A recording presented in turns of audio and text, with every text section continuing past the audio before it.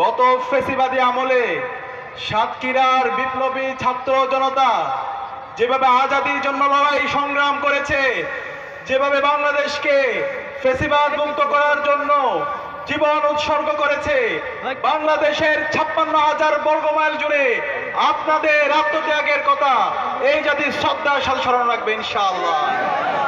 সংগ্রামী উপস্থিতি, আজকে আমরা যারা এখানে উপস্থিত হয়েছি, আমাদেরকে আগামী 12 ফেব্রুয়ারি যেই নির্বাচন, সেই নির্বাচনে ইনসাফের পক্ষের যারা প্রতিনিধি আছে, দাঁড়িপাল্লার যারা কান্ডারিরা আছে, তাদেরকে ব্যাপক ব্যবধানে বিজয় করতে হবে। আমরা কি পারবো ইনশাআল্লাহ?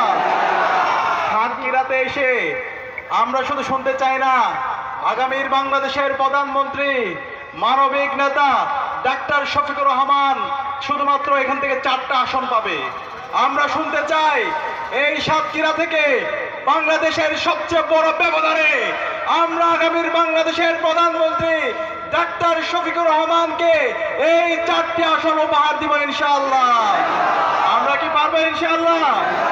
ইনশাআল্লাহ। ইতিমধ্যে বাংলাদেশের তরুণরা সিদ্ধান্ত নিয়েছে, বাংলাদেশের যতগুলো ছাত্র সংসদ নির্বাচন হয়েছে প্রত্যেকটা ছাত্র সংসদ নির্বাচনে ইনসাফের পক্ষের প্রতিনিধিরা ব্যাপক ব্যবধানে বিজয় হয়েছে আলহামদুলিল্লাহ। ডাকসু দিয়ে শুরু হয়েছে, সর্বশেষ যোগসুতে গিয়ে আপাতত শেষ হয়েছে।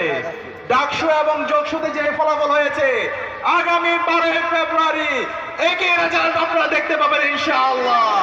আগামীর যে বাংলাদেশ হবে, সেই বাংলাদেশ হবে ইনসাফের বাংলাদেশ। আগামীর যে বিপ্লব হবে, সেই বিপ্লব হবে ইসলামের বিপ্লব ইনশাআল্লাহ। সেই বিপ্লবের জন্য এই সাতক্ষীরার 4টা আসনকে আমরা ব্যাপক ব্যবধানে বিজয়ী হয়ে ডাক্তার শফিকুর রহমানকে উপহার দিতে পারবো ইনশাআল্লাহ। ইনশাআল্লাহ ডাক্তার শফিকুর রহমান